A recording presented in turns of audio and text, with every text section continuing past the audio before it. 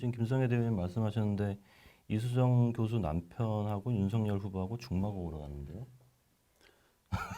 뭐 네. 법대 동기니까 그때부터 친했다라고 봐야겠죠. 대학생이 고등학교 무슨 중말을 타요. 하나 했어요.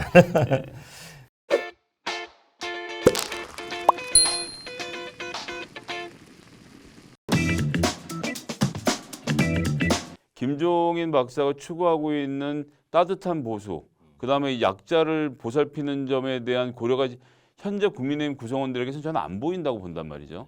그런데 선거판이 어려워져서 갑자기 중간에 이 앞으로 나서는 얼굴을 김종인 박사로 바꾸고 김종인 박사가 매서운 말 던져서 이재명 후보 공격하고 우리가 따뜻한 보수를 하겠다라고 말을 이렇게 한들 국민의힘이라는 정당의 구성원들이 바뀌지 않고 그 사람들의 생각이 바뀌지 않고 정책 공약이 바뀌지 않은 상태에서 말 잘 못하는 윤석열 후보가 뒤로 숨고 김종인 박사가 전면에 서서 선결을 치르는 게 이게 윤석열 정부하고 무슨 상관입니까? 그 이후에 만약 들어오신다면은 만약 이렇게 될 거예요. 선대위의 기본 구성이 좀 많이 바뀔 거다. 사람을 위주로 해서 그래야 들어오실 거 아니에요. 만약 중간에 뭐 1월쯤 들어온다 하면은 지금까지 했었던 인선이 상당 부분 바뀌겠죠. 안 그러면 어떻게 들어와요? 이준석 대표가 어제 굉장히 단어는 좀 세지만 의미 있는 얘기를 했어요. 김종인은 돈 주고도 사올 수 없는 소라고 그랬어요. 속값에다가 프리미엄까지 엄청 해야 된다. 그래서 거의 다 줘야 올 거다. 뭐 그런 얘기를 했거든요. 뭐 그렇게까지야 아니겠지만 어쨌든 더 강력한 권한을 가진 상태로 들어올 수밖에 없는 거잖아요. 그렇게 되면은. 근데 그런 상황 가는 거 저희는 원하지 않습니다. 일단 혼란이 있을 거고 김종인 위원장도 그 사이에 굉장히 많은 여론의 질타를 받을 수밖에 없는 입장이에요. 공적인 시스템이라는 게 어디로 봐서 작동하지 않고 주로는 윤석열 후보가 개인적으로 아는 사람들, 개인적으로 친한 사람들 위주로 구성되다가 결국 이게 결론적으로는 어제 공동선대본부장으로 영입됐던 이수정 교수도 알고 보면 사실 그 남편이 그 서울대 법대 7구학번 동기로 월간조선에서 서울대 법대 5인방이라고 불리는 이모 변호사가 또 껴들거든요. 그러니까 이것도 역시 공적 시스템이 아닌 쪽에서 추천이 이루어지고 있는 것이라고밖에 볼 수 없는 상황이 지금 연속적으로 연출이 되고 있다. 윤석열 후보가 정치를 하시다가 대선에 나오신 분이 아니기 때문에 민간인 상태에서 검찰총장직을 물러난 진짜 순수 민간인 상태에서 정치를 결심을 하고 시작을 할 때 가까이 처음부터 그 과정을 도와주셨던 분들이 이분들이에요. 그러니까 인간적으로 봐도 그렇고 또 원내에서 그래도 다 3선, 4선 또 유나웅 의원 재선 3선, 4선 이런 분들이잖아요. 그래서 역할을 많이 하셨단 말이에요. 그동안 경선 과정에서도. 그러니까 뭐 일도 지금까지 이분들이 끌고 온 그런 그 관성이라는 게 있잖아요. 그런 거에 따라서 오는 건데 그럼 이제 하나하나 사람을 뜯어봐서 이러이러한 면이 있으니까 왜 가까이 두느냐. 제가 후보라도 현실적으로는 이분들이 가장 가까울 것 같아요.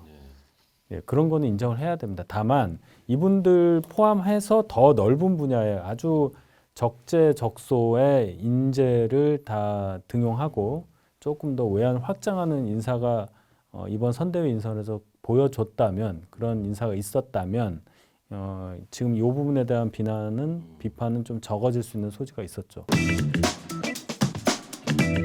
가족을 대상으로 변호를 할 수밖에 없었던 사정까지는 제가 인정을 해요. 근데 이것을 왜 그런 문제냐? 그 변호하는 과정에서 심신미약을 이유로 감경을 해달라고 이제 얘기를 했다는 그 변호 내용이 후에 다른 사건들에 대해서 이재명 후보가 가졌던 입장과 너무 배치되니까 사람들이 야 어떻게 이럴 수 있냐 이렇게 얘기를 한 거에 대한 이재명 후보의 해명이 좀 부적절했기 때문에 이 논란이 나오는 거잖아요. 변호사로서 그럴 수 있어요. 근데 첫째, 교제 살인을 데이트 폭력이라고 표현을 했고 조카를 뭐 저의 일가의 뭐 한 사람이 뭐 이렇게 얘기를 했단 말이에요. 일가라는 얘기는요, 그냥 성이 같으면 대충 일가예요. 본관이 같고 뭐 대충 그러면 전혀 다른 얘기죠. 이렇게 막 이 단어 쓰기 싫은데 물타기를 한 거예요. 물타기를. 그래서 이런 식으로까지 얘기할 필요가 있었냐? 그냥 떳떳하게 얘기하면 됐어요. 변호사로서는 그렇게 얘기할 수밖에 없었다. 그런데 정치인 이재명으로는 그런 시각을 계속 유지하면 안 된다는 걸 알고 있다. 나는 그 부분에 대해서 확실히 얘기한다. 2006년에 가족을 상대로 한 변호에 있어서 그랬다는 거 마음을 아프게 했다면 뭐 내가 사과하겠다. 이 정도면 끝나는 거였는데 사과 방식이 항상 이래요. 이재명 후보가. 돌려요. 이렇게 돌리고 본인 입으로 먼저 하는 얘기였어서 이렇게 그런 단어를 꺼내기 쉽지 않았다는 것도 뭐 그런 대로의 입장이 있었겠지만 어쨌든 더 정확히 하는 게 좋았겠다 아쉬움 듭니다. 그런데 변호한 것을 보고 아까 전에 조금 전에 말씀드렸던 이 남편 친구 때문에 영입됐으면서 이재명 후보의 교제살인 보고 자기가 국민의힘 들어가기로 결심했다라는 식으로 말씀하신 이수정 교수의 경우도 지금 완전히 틀린다라는 말씀을 드리고 싶은 부분은 그러니까 심신미약을 변호사가 주장하는 것이 현재 법적 쟁점이 아닙니다. 그러니까 시민단체도 그렇고 여성단체에서도 그렇고 그러니까 살인 피해자 모임에서도 그렇고 하는 이야기는 판사에게 하는 이야기예요. 변호사와 검사는 각각의 주장을 하는 겁니다. 이재명 후보가 정치인이 아니고 그냥 지금도 이재명 변호사로 있다면 이거는 문제 삼으면 제가 볼 땐 무리해요. 근데 제가 말씀드리잖아요. 대선 후보가 됐잖아요. 대선 후보가 됐으면 본인이 변호사로서 그 직역을 충실히 이행하는 과정에서 변호했던 내용에 대해서도 비난이 들어올 수 있는 거예요. 이게 국민 입장에서 볼 때 변호사는 그럴 수 있습니다. 아무리 얘기를 해도 아무리 그래도 그렇지 그렇게 몇 번이나 막 수십 차례 칼로 그렇게 했는데 뭐 심신미약 이유로 뭐 깎아달라 뭐 형을 깎아달라고 그랬어? 말이 안 되지. 이게 사람의 그냥 기본 품성이에요. 사람들이 그렇게 받아들여요. 그러면 정치가 뭡니까? 투표라는 것은 그냥 사람의 마음을 사는 거예요. 그렇다면 이분이 한 표라도 더 얻기 위해서는 해명을 충실히 했어야 된다는 의미예요. 그게 문제인 거예요. 그게.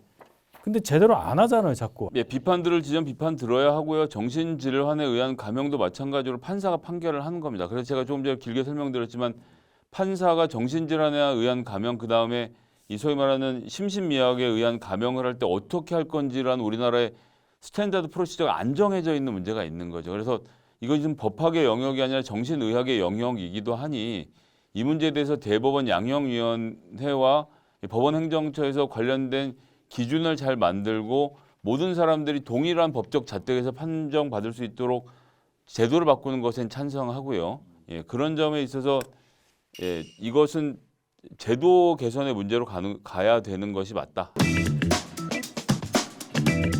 아주 소수에게 집중돼 있다 이것도 아니에요. 뭐 2%라고 얘기하는데 그거는 깐난 얘기까지 모수에다 놓고 부모에다 놓고 뭐 인구 5천만 대 얼마 이렇게 보니까 2%라는 건데 실제로 따지면 영향을 미치는 가족, 뭐 배우자라든지 이건 인당 과세니까요. 그렇게 하자면 10% 가까이 될 거예요. 근데 그 10% 가까이 영향을 미치는 과세 부분에 대해서 문제점이 있기 때문에 이 얘기하는 거 아닙니까? 왜냐하면 너무 과도하게 올랐고 전년 대비. 그다음에 집과 토지를 대상으로 이렇게 나오는 것인데 소위 말하는 현금 유동성. 예를 들어 집이 100평이면 집에 0.5평을 팔아갖고 세금을 낼 수는 없잖아요. 근데 당장 내가 돈이 없고 소득 흐름이 없는 예를 들어 노년층 같은 경우에는 세금 낼 방법이 없다는 얘기예요. 그럼 예를 들어서 이거는 나중에 상속할 때 한꺼번에 내도록 하자든지 이런 식의 개선을 하자는 거예요. 먼 시점으로 놓고 보면 토지 보유세로 전환이 되는 게 이상적이겠죠. 전 세계가 그렇게 하고 있고 뭐 건물에 매기는 부분에 대한 여러 가지 갑론을박이 있다는 것 저도 알고 있고 근데 이제 종부세는 전 그렇게 토지세로 넘어가는 중간 단계로 노무현 대통령이 이제 상정이 되고 집행이 됐다라고 봅니다. 그런데 그리고 이제 무엇보다도 이게 지금 종부세 논쟁을 자꾸 하다 보니까 종부세 내서 억울한 심정에 계신 분이나 이런 분들이 어필하는 것에 갑론을박 하다 보니까 사실은 많은 세금 부담을 해서 우리나라 재정을 풍족하게 해주신 이 종부세 내시는 분들에 대한 고마움이 먼저 표시가 돼야 되는데 종부세 내는 사람들 막 욕하는 국면으로 가는 것은 좀 굉장히 안타깝습니다. 종부세 과세 대상이 전 국민의 2%도 안 되기 때문에 괜찮다는 논리 아니에요.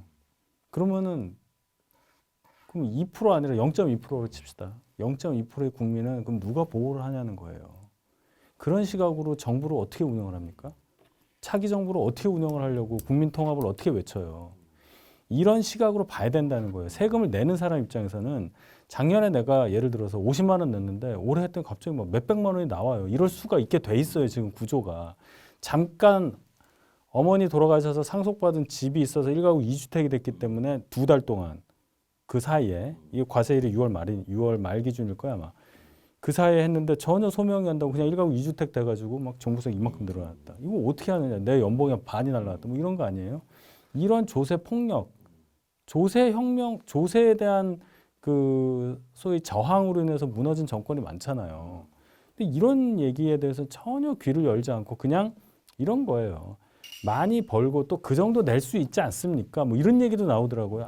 누가 보호를 하냐라고 말씀하시는데 저는 우리나라의 납세자들 특히 돈 많이 버시는 분들이 돈을 벌게 되는 과정까지 그 구축된 인프라가 다 세금에 사실 들어왔다는 점은 사실 교과서에 나온 얘기가 더 드릴 필요도 없겠고 그러니까 아까 전에 1% 말씀드린 건 이분들이니까 때려도 된다 이런 게 아니라 그만큼 집중되어 있어서 지난 5년간 문재인 정부 치하에서 부동산 가격의 폭등으로 가장 많은 이득을 본 분들도 이분들이기 때문에 이분들이 지금 종부세 갑자기 올라서 많이 내는 게 아니라 땅값이 올라서 종부세 같이 오른 거거든요. 그래서